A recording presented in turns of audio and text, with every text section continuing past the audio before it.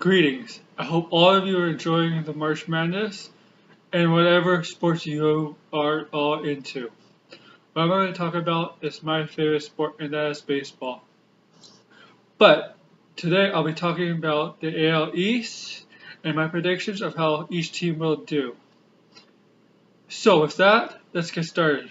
The first team I'm going to talk about is the New York Yankees, also known as the Bronx Bombers, or as some people that don't like the Yankees, the Evil Empire. So they made a big splash in the offseason by acquiring Giancarlo Stanton from the Miami Marlins. With that addition, they now have a very deep offense with Sanchez, Judge, and Giancarlo Stanton. Between those three, I can see 120 to 130 almost between them. But also they got Didi Gregorius.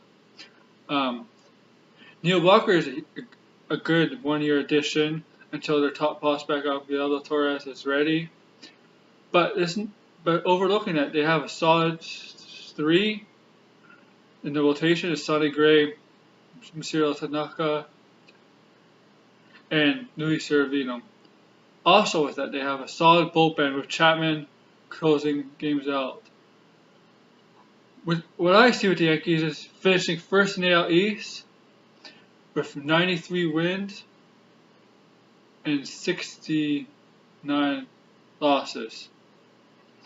Now, the second team I see in that division is the first wildcard team that I think will make the playoffs, and that is the Boston Red Sox.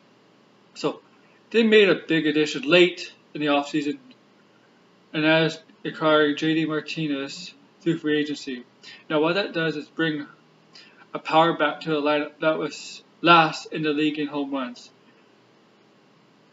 The rotation is led by Chris Sale, in my opinion, the best lefty pitcher in the American League. With David Price, who comes back healthy, is a solid more than a solid number two. Porcello, you don't know, may have a good year or a bad year, but Eduardo Rodriguez, if he's healthy, he's okay. But the rotation, the back end of the rotation has some question marks. Their bullpen has some question marks, but not with the closer, Craig Kimbrel, who is arguably the best closer last year. But with the creation of JD Martinez, they now have a potent lineup with Mookie Betts, Alexander Bogart, Benintendi. Don't forget Rafael Devers, their third baseman, who came up late in the season, who produced very, very well. So I see them finishing second in the AL East. It is in the first wildcard team, and their record I think will be 88 and 74, just 5 games behind the New York Yankees. Now the third team I'm going to talk about is the Toronto Blue Jays, and I see this team going either two ways, either second wildcard spot, or with the rash of injuries they have so far in spring training, they'll be sellers at the deadline with a lot of free agents pending, like Marco Estrada, Jay Happ, Josh Donaldson, Yanni Garcia. It all depends on how their season is going by the deadline. But if everything goes well, I can see this team with their offense doing a little bit better if it's healthy, with Josh Donaldson, Devin Travis, Kenji Morales, Justice Smoke, Russell Martin, Randall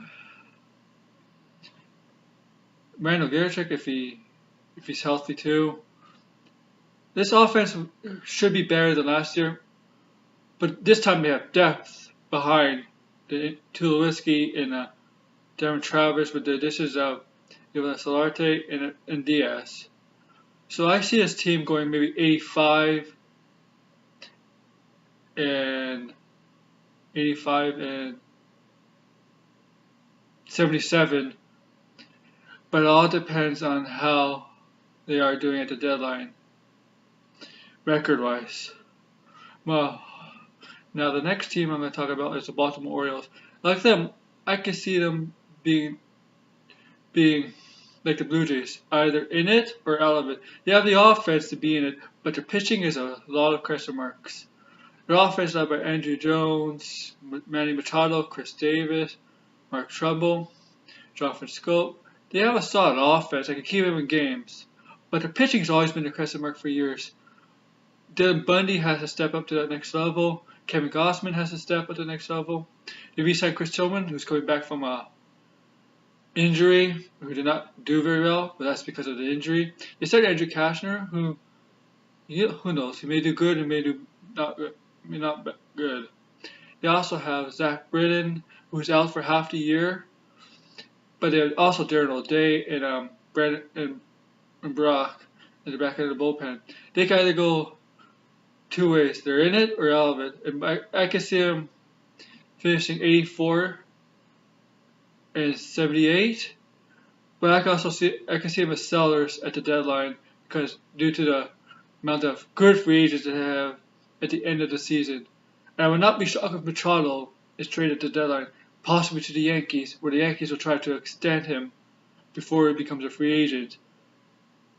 But I don't see that. I see him trade him to the Yankees, but the Yankees will try to re-sign him in the offseason because I think maybe everybody thinks that Machado wants to be a New York Yankee once free agency starts. Now, the last team I'm going to talk about is the Tampa Bay Rays. Now, this team is in the rebuild mode, as you see by trading Corey Dickerson, Evan Longoria, Jake Odorizzi. That's because they don't have the money to keep all these players. So, I think their pitching is still okay with Archer. Maybe Blake Snell steps up.